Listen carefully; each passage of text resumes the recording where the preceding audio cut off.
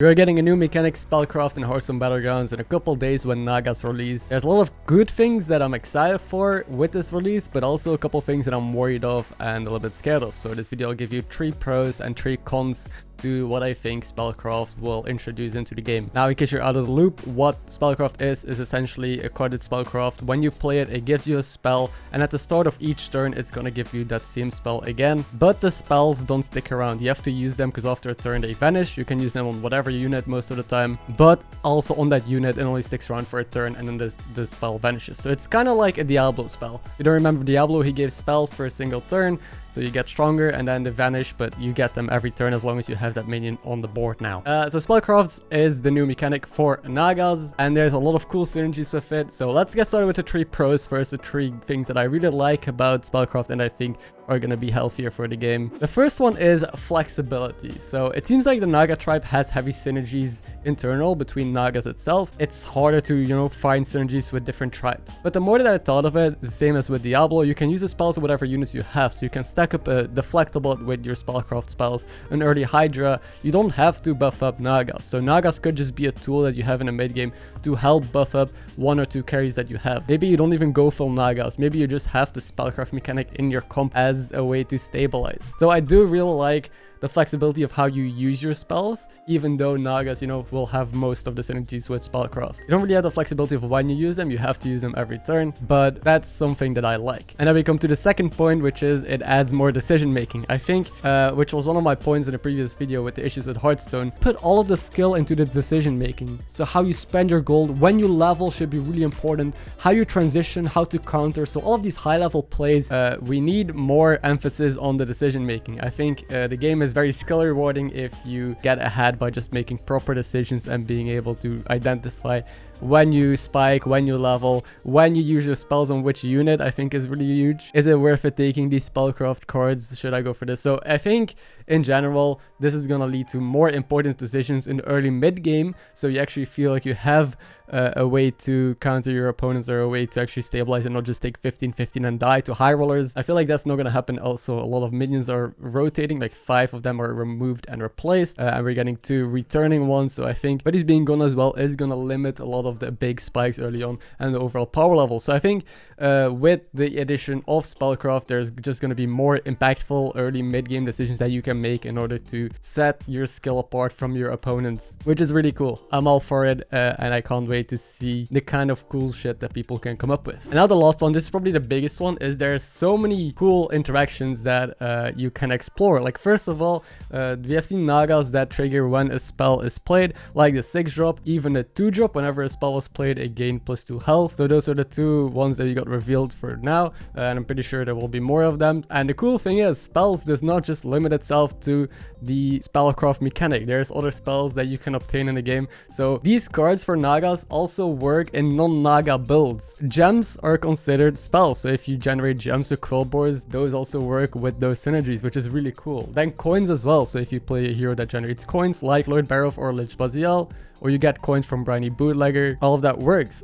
Also, there's other heroes like Elise that generates a map. Map is a spell. Triple rewards are spells. Ticketus, his spells that he discovers, also triggers these effects. Silas, his hero power discovers, also are spells. Mukla, the bananas are spells. There's so many different ways to obtain spells. Some heroes will be able to lean into this Naga tribe way better than others. But as people pointed out on yesterday's video as well in the comments, Peggy is pretty good because you're gonna get so many spells in hand every turn, so much stuff happening that Peggy is gonna give you so many free buffs. So if it's a stat game again and poison gets tuned down a little bit, Peggy is gonna be pretty good. Master of Realities is another cool thing, I guess. If you can use all your spells on an elemental and then the master gets buffed up. There's probably way more cards that have cool synergies with these spells that currently exist in the game. One card that doesn't have synergy though is Targosa. A lot of people said Targosa is going to be too good, Targosa is going to be so buffed up, but that doesn't work. Targosa is combat only. Spells are during your recruit phase, which doesn't buff Targosa permanently. So keep that in mind. Don't just pick Targosa hoping to get it buffed with these Spellcraft spells forever. A short reminder, don't forget to subscribe to this channel if you like content like this. And follow me on Twitch if you want to catch me playing this tribe live and trying to figure out the meta. Now the cons, what I'm scared of when it comes to Spellcraft mechanic with Nagas. So the pros, a quick recap, is just that it's super flexible and that I think it just gives more decision making, way more interactions between different tribes, and I at first anticipated. So cool cards and heroes that can synergize with these Nagas. Those are the main pros. Now for cons, the major one, I'm gonna start with the biggest one, and that is APM. APM has been a core issue with the game. I personally like APM, and I've had other people that told me they also like APM in the game. But for the majority of people, like when you have a laggy computer or when you play on your phone, it's still a strategy game. So often people rope, so often people don't get their turn in. And yeah, especially I think if you're gonna play this new patch on a phone,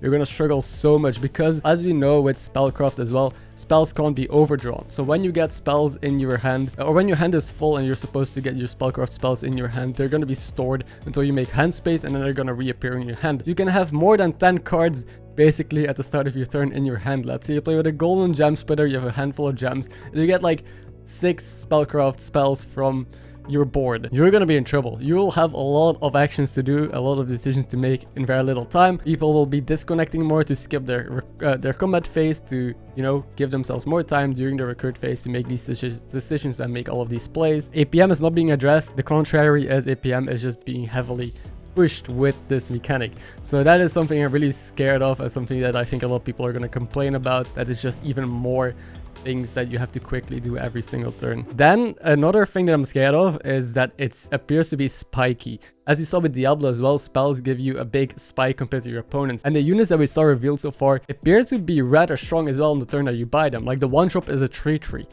Which is pretty good stat line for a one drop, one of the best stat lines we've seen. It still ties with a bloat, for example, but other than that, it's pretty nutty, especially considering that it already has good synergies on tier 2 with other cards. Even the 3 drop, when you have a full board of Nagas, it's a 9/9 on the turn that you buy it. Pretty crazy. And there's another 3 drop that enables all of these Spellcraft minions and basically doubles their effect. So it seems like these early Spellcraft minions will just be super strong, super tempo heavy. The turn you play them, they just spike, because inherently they don't scale. They only scale if you find other synergies on higher tiers. So they're not meant to be scalable cards early on, they're just meant to be a big spike, and that I think is a little bit of an issue. That people will just pick this to be strong and to be able to use their spell, and that's it. So far the stat line seems to be way above average, and it seems like you just are able to level with these freely and then pivot into maybe some scaling with these spells. Again, we have to see what other cards get revealed. That's something I'm pretty worried about, seeing the current power level and knowing how spells or, you know, interactions like these behaved when we had them previously. And the last one I want to talk about is that it is yet another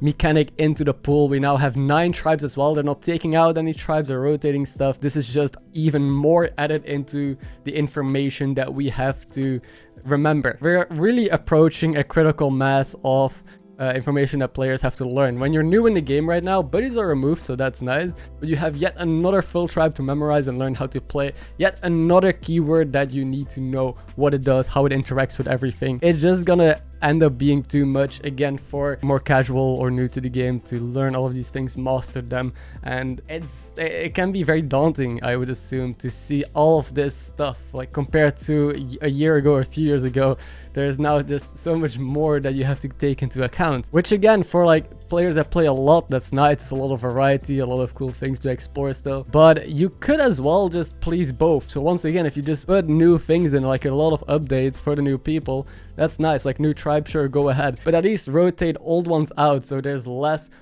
total pool of things, just things for people that don't play this game full time or don't have the time. Like that's the reason why I quit TFT. TFT was just too much, always like a really big learning curve. It seemed like you need to learn all these item combinations and all of these new tribes that are introduced and rotated out constantly. And same with heroes, like we're getting new heroes added. They're not taking any heroes out as far as I know, so it's just more heroes into the pool slammed, and that is, yeah, kind of worrisome. So as a short recap, the cons for Spellcraft, way too APM heavy, I think, or not like way too APM heavy, but it just adds onto the APM, which is already pretty heavy. I think buddies being removed will probably limit the APM a little bit, because, you know, the turns that you got your buddy, you had like a little bit extra to do, but this is just every turn. So, and then the spikiness is a little bit worrisome, the fact that they seem really strong the turn that you get them, and they don't inherently scale on their own yet, and also just the fact that it's a new mechanic and nothing is taken out. So in general, I think I'm excited to try it out. I think it's a cool thing. I think the pro is currently